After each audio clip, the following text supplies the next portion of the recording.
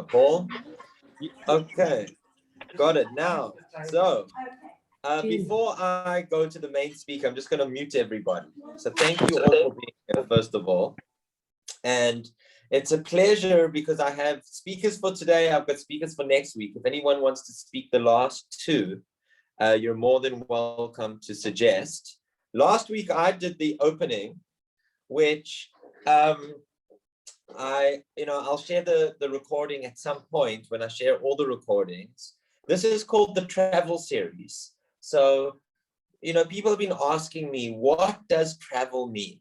Does it mean overseas? No, it doesn't mean overseas. Does it mean actually getting in a car or getting in a horse and cart or whatever travel method it was? No, it doesn't have to mean that either. You can travel far with your legs, but you can also travel within. So it's really an open discussion. The main idea here is something that's meaningful to you, that you think that will be meaningful to others. That's what this is about. It's about sharing. We're all here on Youth Day, remembering the Soweto riots and, the innocent children who got killed. And we're all trying to think, how do we add meaning to our lives? So I'm hoping that this will be something that gets people to just think about, just take one thing from one of the speakers that's interesting to you and just think about it or share with someone else. We have two speakers. We're lucky to have Jen Hahn here in the country at the moment. Now, for those of you who don't know Jen, she is a wonderful person, an interesting person. She lives half the year in Muizenberg and half the year in Amsterdam. How is that an interesting combination? I don't think between both of those, she can speak Afrikaans. I'm not 100% sure, but maybe she will correct me on that. And the reason for that is that her accent tells me that she's from either Canada or the United States. She can say a little bit more than that, etc., etc. So I'm going to make her the spotlight. But although she's from the North America, and although she lives half the year in South America, and although she lives the other half in Amsterdam, she will be talking about Spain. So that involves a whole lot of different things there. And Jen, I'm not going to take away your limelight. I just want to thank you for speaking. Thank you for agreeing to speak about your life and some of the things that you've done. And without further ado, I do have some of those pictures which I'll be sharing, Jen. So let me just get you here. Spotlight for everyone. And I'm just going to unmute yourself, Jen, if you know how to do that. There you are. What do you think? Can you hear me? I can hear you. You're great. Okay. All right. My turn? Your turn. Okay. Hello, everybody. I will begin with a travel joke. The Englishman, the lord of his manor, who, when asked how he felt about traveling, said, "Whenever I feel the temptation to travel, I simply change accommodations with my gardener, and that cures me of the inclination, and then I return home." So travel is not really for everyone. However, it is a way of extending an education, broadening a mind, and, well, I'll continue with my story. After nursing my friend Nancy, I was tired and somewhat disillusioned. And as her family arrived to take over, I was tempted by a course about Kabbalah, the mystical side of Judaism, that was offered by a man named Warren Kenton, who also called himself Zev ben Shimon Halevi. This course would begin in London and travel south to Spain, stopping at Jewish historical sites in France and in Spain, and included a weekend of lectures on Jewish mysticism in Toledo. As this weekend was to begin with Friday night Shabbat service inside a former synagogue, now called Santa Maria de la Blanca, I tried to warm to a short trip. I reasoned that I would not be entirely alone in a foreign country. I could meet a friend, Karen, who was on this pilgrimage and on her own mystical journey.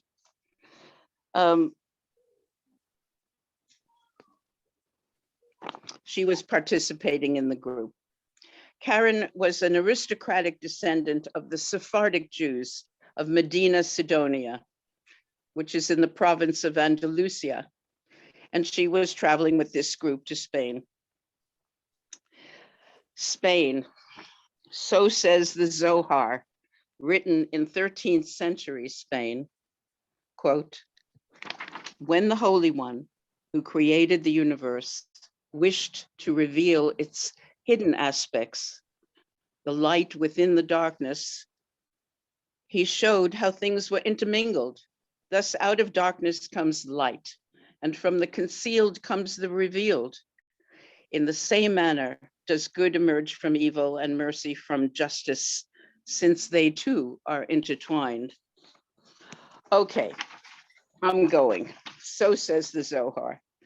My limited reading and listening to Spanish Judaic music indicated that for most of 4 centuries, the Jewish people had often been comfortable, dare I say, happy, sharing time on the Iberian Peninsula with Christians and Moors. Now I arrive in Toledo in time to secure lodgings at a small hotel at the end of a street overlooking the Tagus River. Now it's Friday, Shabbat. Anticipating meeting a new group of people, I quickly showered, changed into a skirt and blouse, and then set off carrying a scarf and a map to find my sweet Shabbos in this unknown Spanish city. If I followed the remnants of the wall around the city, keeping the green orchards across the water to my left, it was a walkable distance on my map to my destination. The Church of Maria de la Blanca. Church Maria de la Blanca. Ooh. The Blanca made me particularly suspicious. Is white being used to cover something up? So I set out early, savoring the walk on this Friday evening, far from home. I noticed that my tempo and my interior landscape is still very influenced by the weekly changes of pace in another walled city further to the east, the beautiful Jerusalem before the moments of sunset. So my excitement was growing as I walked the traditional walk to shul. Deep genetic memories awaken of the Jewish people of Toledo, making their way to the many synagogues that once highlighted an unparalleled age of cooperation among Christians, Moors, and Jews. Through the narrow stone alleys, they'd once approached the more than 10 synagogues. Forgive my pronunciation, the Great Synagogue, the Old, the Transit, the Cordoban, that of Ben Zisa, that of Ben Adraham, that of Solowiya, that of Ben Aria, that synagogue of Aji Chada. Could this ever happen again? Maybe. As I arrive at the Maria de la Blanca, the outside is plain and the tours are still going on. So I observe the tourist life in the outer courtyard. Now it's almost 6 o'clock, which is the scheduled arrival time of Karen and the Kabbalah group. I am restless and I peek into the church, and of course there is a huge crucifix on the back wall. It's pretty bare bones inside. And to the left of the crucifix, there are low backless benches, which are set up on either side facing the wall. As the picture shows from Reb Ryan, these are beautiful columns connected by horseshoe arches on octagonal pillars.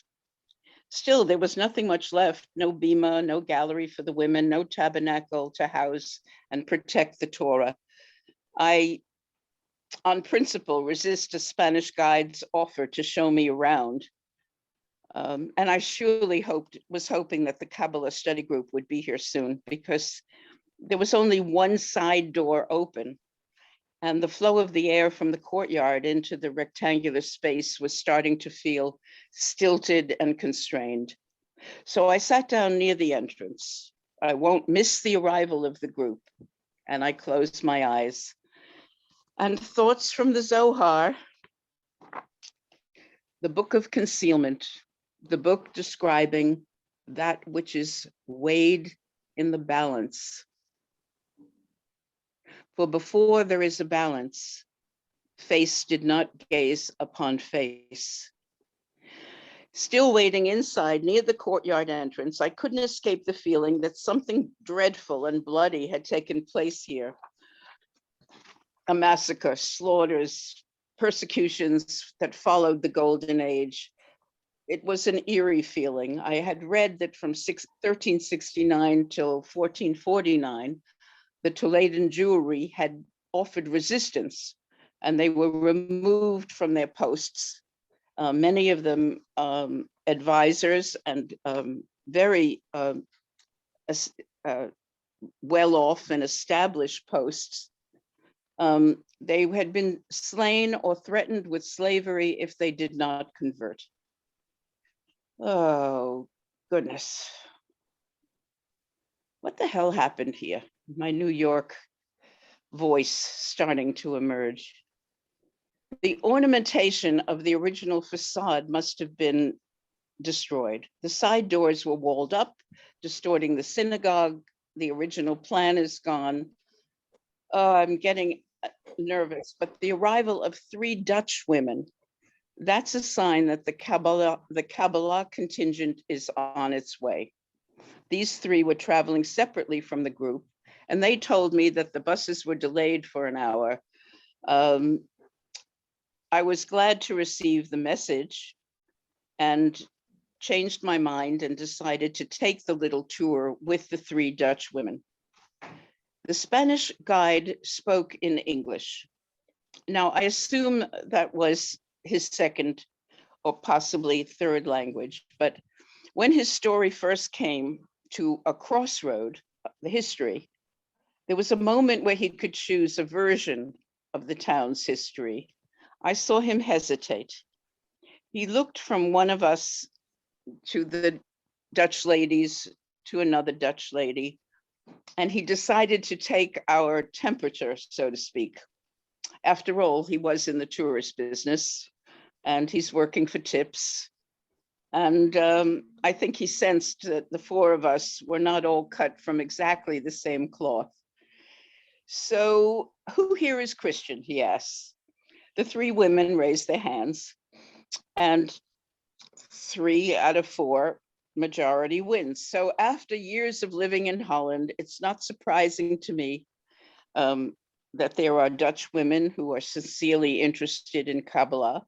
The surprise is that the guide then proceeded only to talk about the post-1492 history of the church ownership, St. Vincent Ferrer, then a penitential home for women.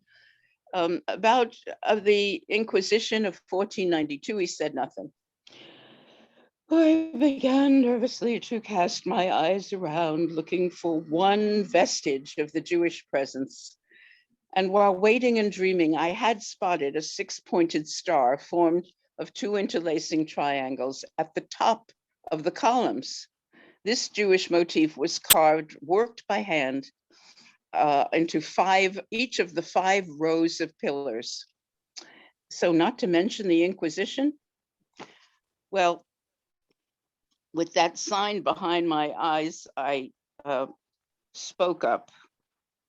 I took a deep breath and I asked the guide about the Jews. That is for some Jewish history to be included in the tour.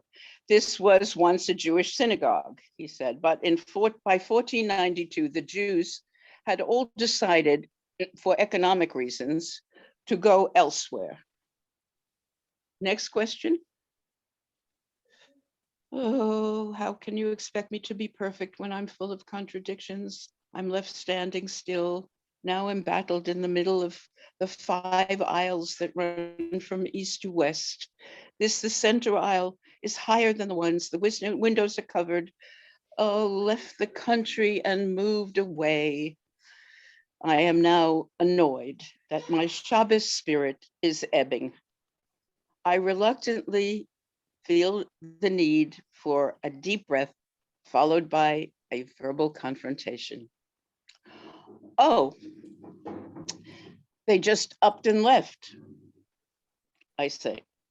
Well, my New York City sarcasm was entirely lost on the present company.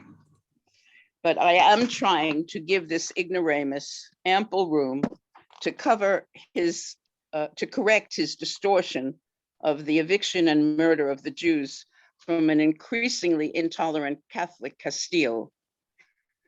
Yes, he said, they all had families in other places, and they left Toledo, and then this became a church. Next question. I say, I don't believe that. Silence. I look in vain at the other 3 Dutch women, no support there. He continues with the Christian history of the synagogue. Oh, nuts, what am I doing here? I hurled myself into these situations. Not only am I going to miss the simple joy of a sweet Shabbos, I also have to deal with an ignoramus, or worse, and his anti-Semitic garbage. Sorry, everybody, but I am from, and Rabbi, I am from New York City. Born in Brooklyn, grew up in the Bronx, moved to Manhattan. So my team is nowhere in sight.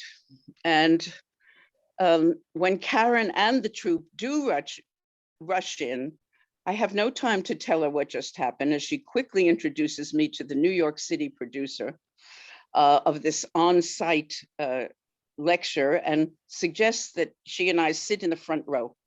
Well, I'm so relieved to see her that I do so, and I'm sitting suddenly right in front of Warren Kenton, alias Zev Ben Shimon Halevi, pardon me. He seems a bit jumpy, which I attribute to the lateness of the bus. Those few rows of benches behind me are now filled with the rest of the Kabbalah study group. He calls for our attention. As above, so below, this is a very special moment. I sense the presence here of many. I sense the presence of many here, and seen and unseen, some living and some dead. Forces all around us here, past and present, are mingling. And as far as I can remember, he unfortunately followed this with, as we are running late, you now have 10 minutes to look around before returning to the buses in the parking lot. Oh no, all this way for that. But first, he said, we have a 2-minute silent meditation. He closes his eyes, I do the same. As I'm uncomfortably sitting directly in front of him, I focus on my obsession now in the 2 minutes of silence. The lighting of the Shabbos candles, please. I beam the words across to him silently, like an offstage prompter using telepathy on an actor who has lost his lines. But first we will light the candles. Don't forget that it's Friday. Don't forget the Sabbath. Don't forget to light the candles. Oh, sweet Sabbath, end of the work week, keeper of the Jewish folk, please. In seeking wisdom, the first stage is silence. The second, listening. The third, remembrance. And the fourth, practicing. Only the fifth is teaching. About 2 minutes later, I hear Warren Kenton man standing in front saying to me, oh, but first we will light the candles. He then motions to a woman sitting behind me, stepping forward, clutching her two candle holders, is a member of the small Jewish contingent doing the study. A little old Jewish lady from New York. She probably carried them all the way from her home in Queens or Brooklyn or Long Island. She looks around and finding no table to set them down in this synagogue church, she takes a chair. She sets the candles onto the chair, but as the chair is too low for her to be level with the flames, she first bends over to light them and says her prayer as she kneels down in front of the chair. So, ladies and gentlemen, we now have a Jewish woman not at home, pretending to be at home, lighting the Shabbos candles while on her knees. She is kneeling on a stone floor of a church under a huge cross, and she proceeds to say the Hebrew blessing. This scene is very odd. Surreal, okay, surreal. If the essence of the Friday service is to let go of the weak and purify and open to the Shekinah and the marriage of bride and groom, making the whole, healing, and if the service is meant to lift us, providing a time to shake off the heaviness of hard work, daily solace, and to bless our family and friends and praise and praise and praise, then I have to say we were not having very good luck. It is and it is not.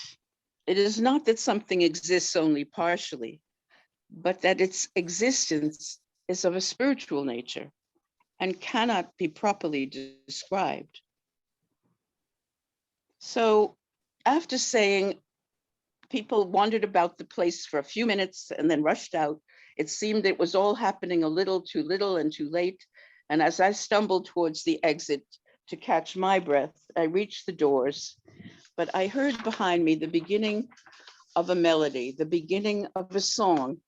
And then I heard it in front of me as the people were leaving. And it's difficult to describe this profound impact of the growing swell of voices from all over this church turned shul as the sound of a Hebrew song emerged and each person joined or hummed or supported this familiar Jewish melody.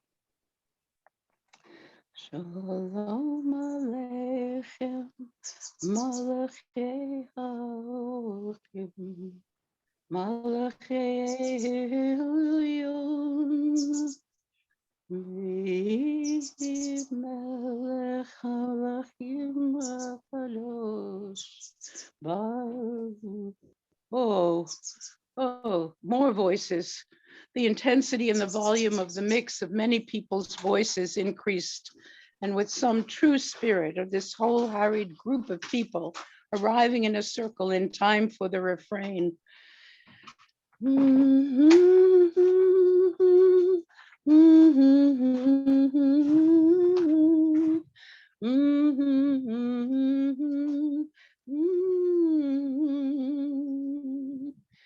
Mi melech malachi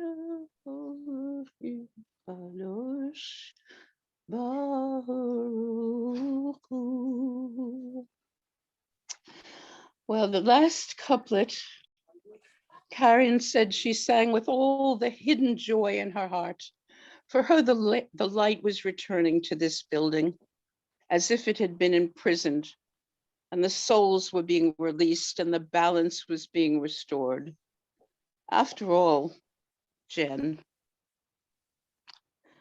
nobody promised that it would be easy to reclaim a synagogue, sacred ground, lost in Spain. Why would I think it would be easy? As I looked around, the big burly New York producer was crying No one knew what had happened. We stopped singing and we were still standing when he began to speak in a loud, strong, down-home accent. He said that it was a true honor, he said. It was a true honor to be here today, as it is the first time that Jewish voices have been raised and that Hebrew has been spoken in this place in over 500 years.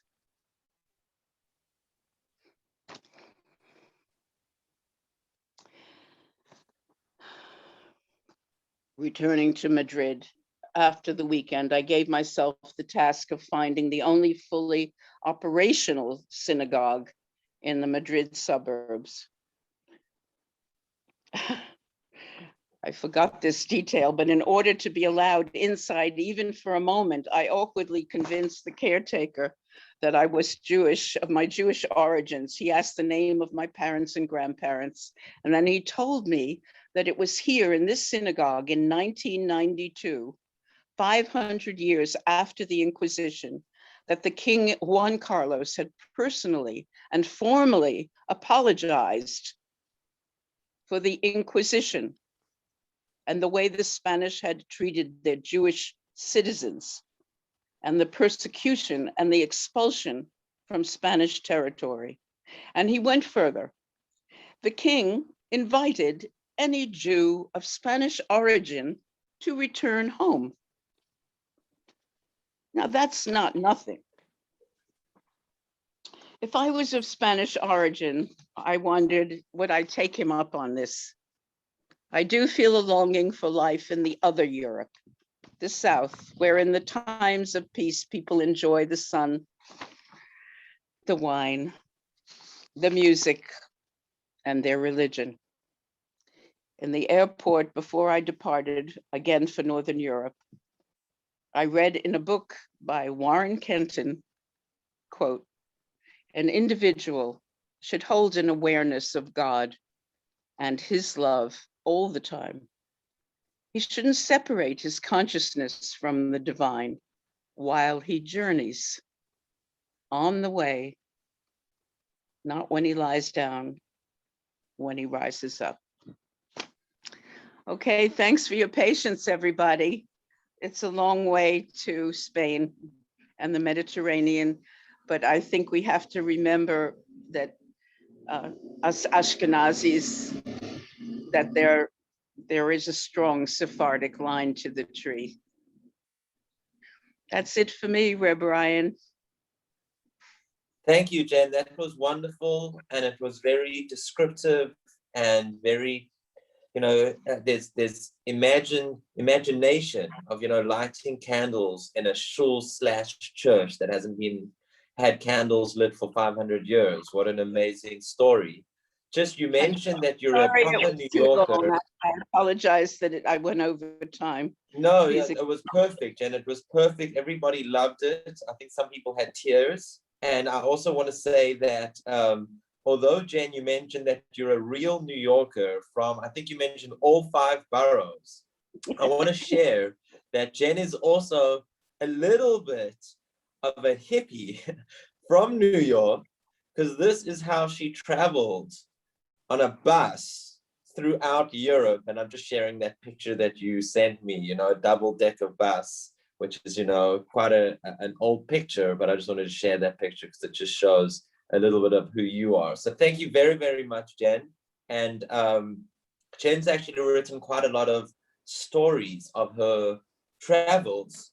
If anyone wants to see them, I have a glance at a few of them. So I can't give all of them away, but I can give some of them away. So thank you very, very much, Jen. And it was great to hear about Spain. Next on the line, I'm going to remove the limelight. Next, we got 2 Davids. I'm hoping I'm going to put, it's actually on the screen, it says Hazel, but it's actually David. And David's going to tell us about something completely different, Jen. This is about a trip that he took in his youth in South Africa. So it's a little bit of a mind jump from one country to another. And I'm just going to get rid of you, Jen, as the spotlight. And I'm going to make you, David, the limelight. Just unmute yourself, David, if you can. And then we are ready. And thank you again, Rabbi David, Ryan. for Okay. thank you, David, for telling us about, when you were 17 years old. You're right. And I just wanted to say, Jennifer, that was fascinating. I suppose one could say now that yours was historical and mine is a bit geographical.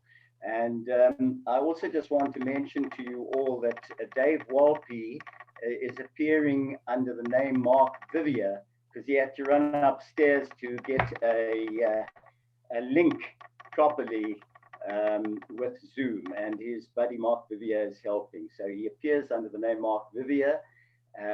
He's sitting there watching, but I've asked him not. I've spotlighted him.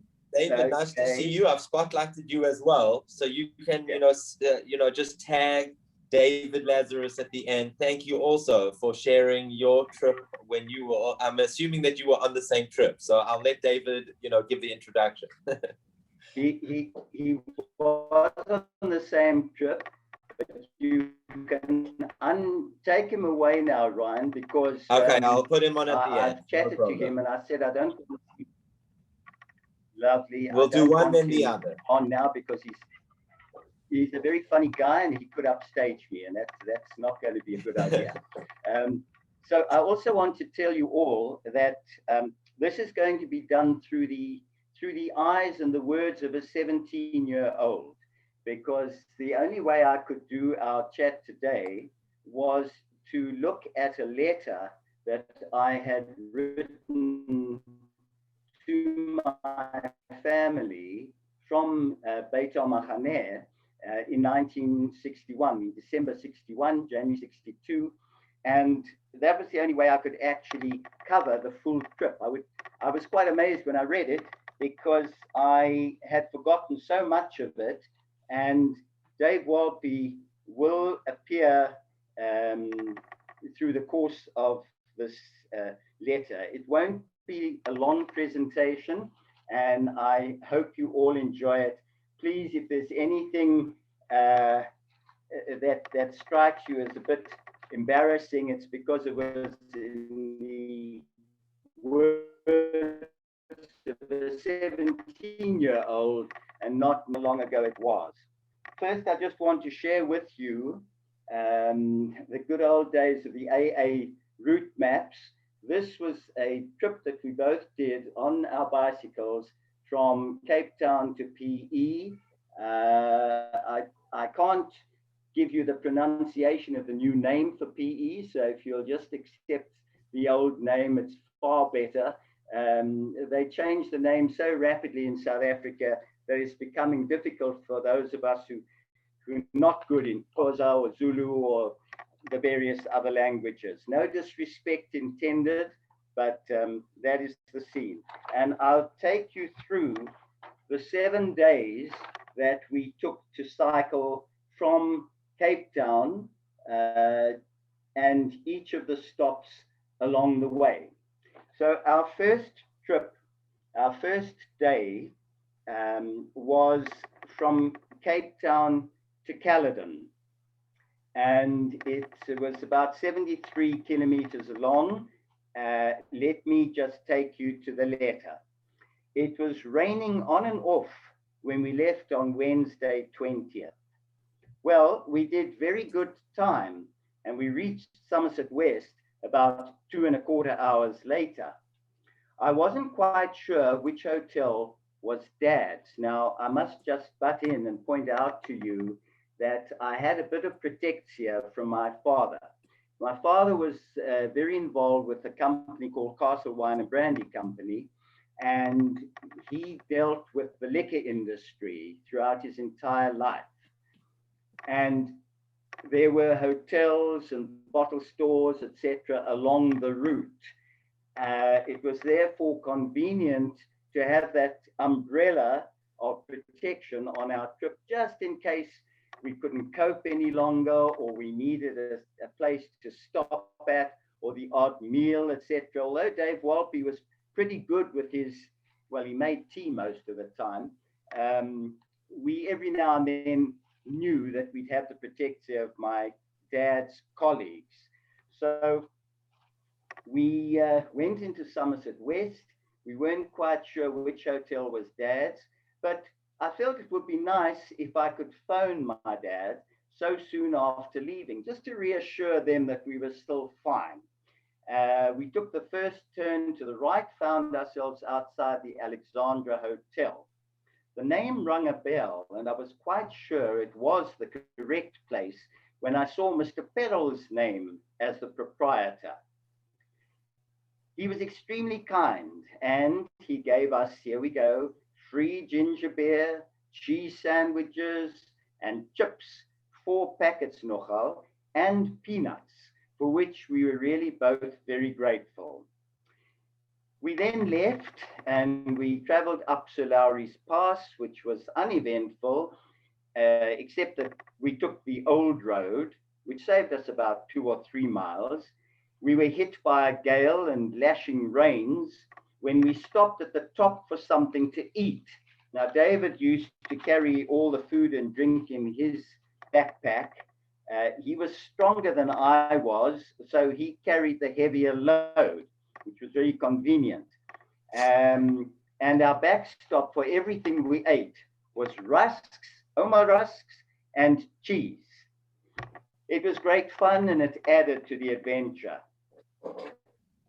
Having left Sir Lowry's Pass, we stopped again about a mile from Botprefeer for another lunch of rusks and cheese. This was close to the Hohook Inn, which many of you would know. Obviously, most of you will know this was the route, the N2 route, the garden route.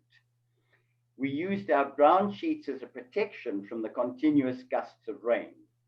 We then started off again and reached Caledon at about 20 to 4 that afternoon. And again, I phoned. The road was fairly hilly, but we managed quite well for the first time. We slept at the police station, where the proprietors were very cooperative and helpful. And David, always the joker, I took the photo, trying to break out of the cell. Anyhow, we then move on to day 2, which was Caledon to Riversdale, with quite a few of the well-known towns in between, like Riviersonderend and Heidelberg, Swellendam, until we actually reached Riversdale. But it wasn't such easy going. We left at 6:30 a.m., having made tea and coffee in the charge office with the sergeant saam met ons, and the heat was particularly bad on this day. We found it very difficult traversing the hills. Any of you who know the N2, that route is particularly up and down, up and down. You go down, you pray that when you hit the next hill, you'll see it's all straight, but it didn't work that way. David was amazing. He used to cycle very easily up the hills, but I used to pass him on the flat stretches and the coming down hills. Although going up, I invariably had to walk. The heat was so bad that we finally hitched a lift. It was the only one we hitched throughout that trip. And we hitched a lift through Swellendam and about 4 miles beyond, where we were dropped off at a motel. I forgot to mention it took us only 2.5 hours from Caledon to Riviersonderend, where we had tea. At the same time, cleaning out the place of its ice creams, cold drinks, etc. It was several miles after Riviersonderend that we hitched our lift. Anyway, we had something to eat at the motel, but we were so tired that we didn't want to ride any further. Just thinking of the forthcoming hills made us shudder. So we decided to remain for a while at the motel in a hope of getting a lift to Riversdale, or at least to Heidelberg. It didn't happen. So we decided, to our eternal shame, to take a train Now, in those days, of course, the trains still worked. There were still railways and sleepers and things along there that you never had to worry that the train would maybe go off the rails. And we bought a ticket, 11 and sixpence each, plus 5 bob each for the bikes. We caught the train at 5:30 p.m. after exciting the whole of Buffeljachtsrivier with our appearance, our bikes, etc. It was a goods train. It had one of those old rickety guards vans. The van itself is divided into 3 compartments, where the third one leads into the luggage section. We were in the second compartment, and to get to the third compartment, the guards compartment, one has to climb out of the train, step along the coach, and then climb in at the guards section. And that's exactly what we did whilst the train was in motion. I think we've been too used to watching all the old cowboy movies where the chaps used to get out of the coach whilst the train was running. We didn't go up onto the roof of the coach and go along, as seems to happen so often in those movies. Anyhow, we got there, and inevitably David made a cup of tea for us and for the guards, etc., which helped us along the route. Not forgetting the rusks. It was a wonderful feeling. Anyhow, it was fabulous sitting there eating and drinking with the scenery dashing past and knowing that we didn't have to sickle to get over those hills. And the conductor told us many of his experiences as we neared Riversdale and moved into his compartment. Now, I am keeping an eye on the time because I promised Ryan that we wouldn't take more time than necessary, but I must digress for a moment. I mentioned to you that it cost us 11 and sixpence each for the ticket, plus 5 bob. And when I was going through the old album that I've got, which is where I found the letter, I found what happened on my 21st. So this is a total diversion for a second. But when I had my 21st celebration, we had it at the Three Cellars restaurant, and which many of you Cape Townians I'm sure will remember. And these were the people at that celebration. I hope you can make them all out. Dave Walpy's the guy sitting there with Renee Avon. In the back are 2 old Beitar friends, and then coming around the corner, there's Michael Cohen, Renee Friedman, Lorraine Ney Schulman, and me. And why I'm showing you that is because I want you almost to guess what you think the following meal cost. Talk about inflation. This is the meal. I'll show you the menu, but if you can't make it out properly, I'll read it to you. Iced orange juice, grapefruit cocktail, potage le Saint-Germain, Kinkler Hungarian or fettuccine romano. And then you had a choice of the main meal, grilled crayfish or rump steak, Vienna schnitzel. You had a great choice, followed by a choice of dessert, which ended then with coffee. For all of that, we paid the princely sum of 3 rand. 3 rand in 1961 for a meal like that. It was just too amazing to pass by. Okay, we now go to our arrival in Riversdale. We cycled down to the Royal Hotel. The Royal Hotel in my life was very significant because I had an uncle and aunt who owned the Royal Hotel, and I used to go up there every year during the school holidays, the mid-year 3-week school holidays. I took my bicycle up with me. I used to cycle out to the farms. It was fabulous to be out in the country every year. My uncle and aunt didn't have kids, and I always used to joke with my uncle that he used to spend whatever money he had on sports cars. This was his sports car at the time, a little Triumph 3. When I was older and I went up to Riversdale, he had an Alfa Romeo Spider, and he actually allowed me to take it out on the N2 and do the ton, which at that time was 160 kilometers per hour, the equivalent of 100 miles per hour. It was fantastic. Okay, so we get to Riversdale. We spent a day there with my relations, and my uncle gave us complimentaries to the Cinema Murant, where we saw Alan Ladd in Guns of the Timberland. Day 3 to George. Saturday morning, we left before 9, reaching George about 7:30 to 8 p.m. at night. We reached Mossel Bay on the way at about 4:30 after a quite enjoyable ride from Riversdale. We wanted to sleep at the George police station. Nee, meneer, ons kan nie die verantwoordelikheid aanvaar. We can't take responsibility if something goes wrong. No, we can't keep your bicycles here. So I phoned my dad. He suggested we go to Mr. McGuire at one of the well-known hotels, which we did. Mr. McGuire offered not to let us sleep in the hotel, but in his daughter's room, the owner of which was away.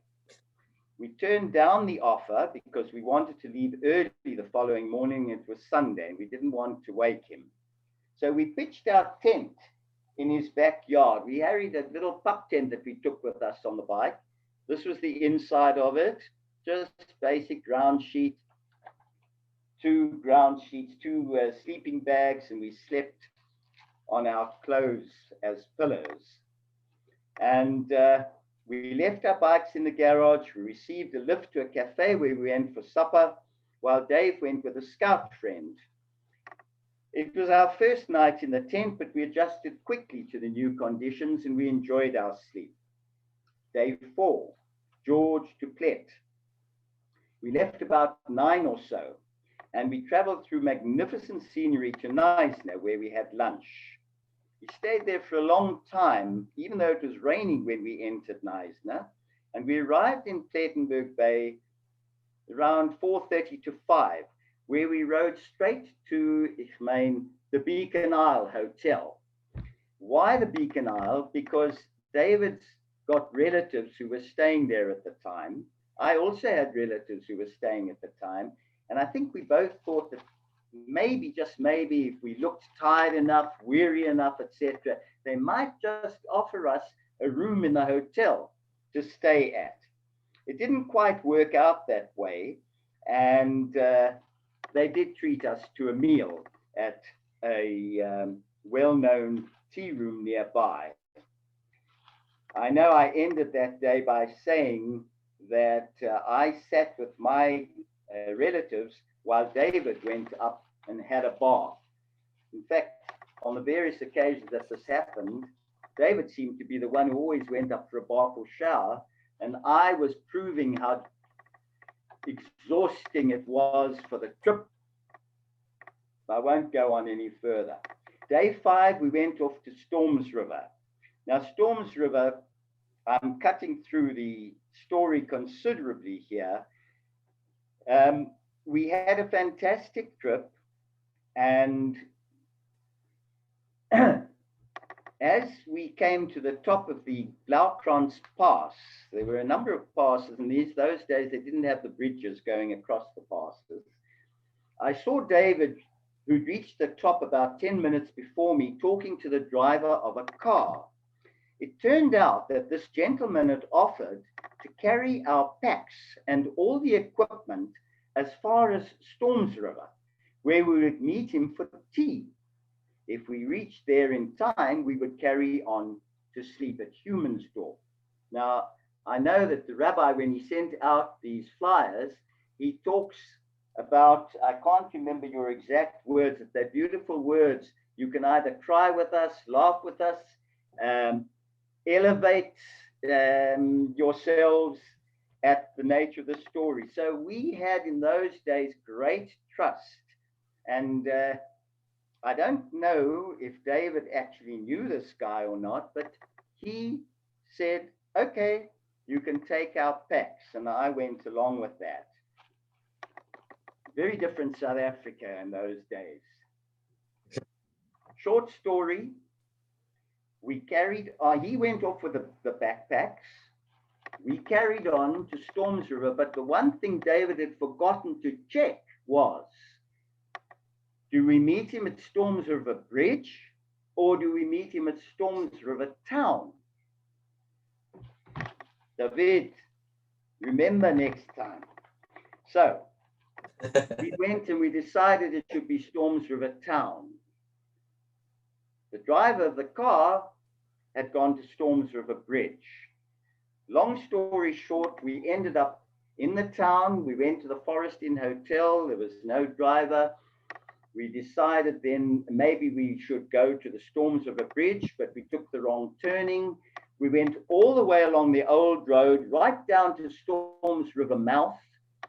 Gravel roads, took us ages to get back to the national road.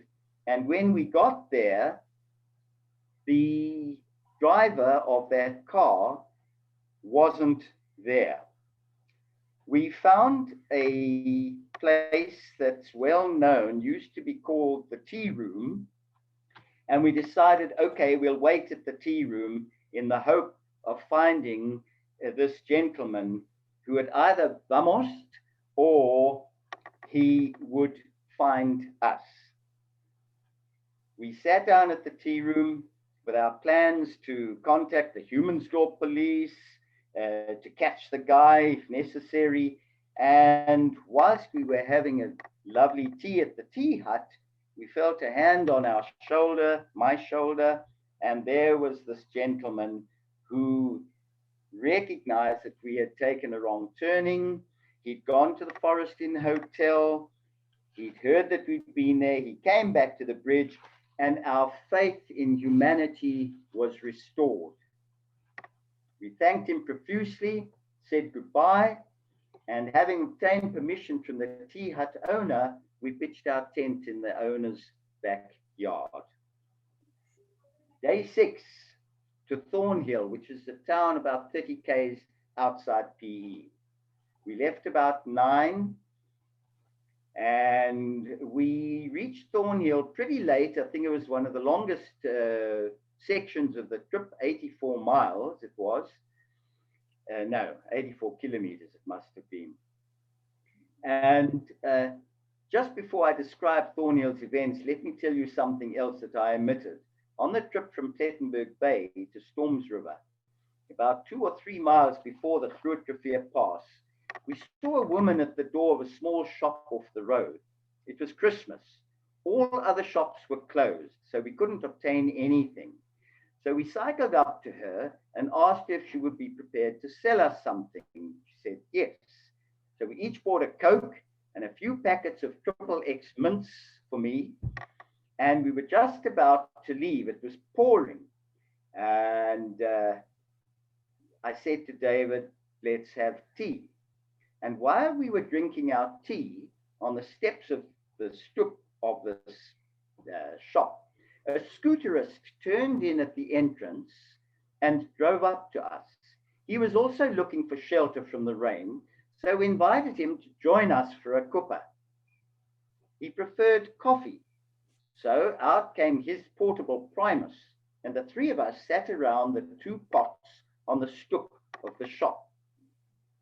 Now, when I was writing this, Cecily Lipschitz, now I was sitting in Baytop Camp writing this, Cecily Lipschitz came running in and informed me of the results that she'd got at her matric exam. I hadn't got mine yet. My classmates who may be watching at the moment will recognize the names. Gillian Bryson failed matric. Mervyn Rosenberg didn't get a first. Merle Galansky also didn't get a first. In other words, I hadn't done so badly after all, because I got tea. Well, we introduced ourselves to the scooterist, and you can imagine my amazement when he wanted to know if was I the Lazarus from Musenberg, and had I brought my piano with me. Apparently, he knows John, my elder brother, and he'd heard us playing the Carnival of the Animals with the orchestra. His name is Richard Newman, and I apologize if I cannot remember him, but maybe some of you who are listening today will know him. Whilst we were sitting there chatting and enjoying ourselves, the daughter of the shopkeeper brought us some chunks of watermelon, 2 for each of us. What bliss. Then he said he was off to Beitar camp. He was going to sleep overnight there. Then he intended to return to Oudtshoorn and travel around a bit more. So we said, okay, tell the Chanichim at camp and the Madrichim that we're on our way. And off he went. Now we're on the way nearing Humansdorp. We stopped for something to eat. Thanks, David. Rusks, cheese, and water. I think David had run out of tea bags at this stage. And whilst we were resting at the side of the road, who comes driving along but Richard Newman? He'd given them our message, and he'd spent a pleasant night of camp. Well, then we went off to Thorn Hill. That was our last night, and we saw a sign advertising the Thorn Hill Hotel. I suggested to David that we ask the hotel manager if we could pitch our tent in his grounds. And after a short but sweet argument, we agreed to try our luck. There were quite a few people there, but the manager, Mr. Mayer, was extremely generous and helpful. Now listen to this. We were absolutely overwhelmed by his hospitality. Having asked for that, we were led onto a beautiful and spacious lawn where we were told we could pitch our tent anywhere, wherever we wished. If we wanted anything, we just had to ask. I mean, this is typical South African country hospitality. We could have the run of the hotel, showers, baths, the lot. While I pitched the tent, David prepared our evening meal, the best we had on the trip. Sausages, tomatoes. Rabbi, they were kosher. Sausages, tomatoes, tea, and rusks. It was delicious. We'd actually bought the sausages and tomatoes at Humansdorp that afternoon. Then the waitress brought out 2 ice-cold orange cool drinks. And off she went. I asked her who and what it was all about, this wonderful spread, and she said there was a Mr. Bloom or Bloom had sent them to us. We sit down to our delicious supper. We're busy chewing away when the waitress appears again, this time with 2 cups of piping hot soup. It was great. There was also several slices of bread. I was told they were all sent by Mr. Bloom, the co-manager of the hotel. Anyway, I turned in for an early night, and David, what did he do? He went and had a shower.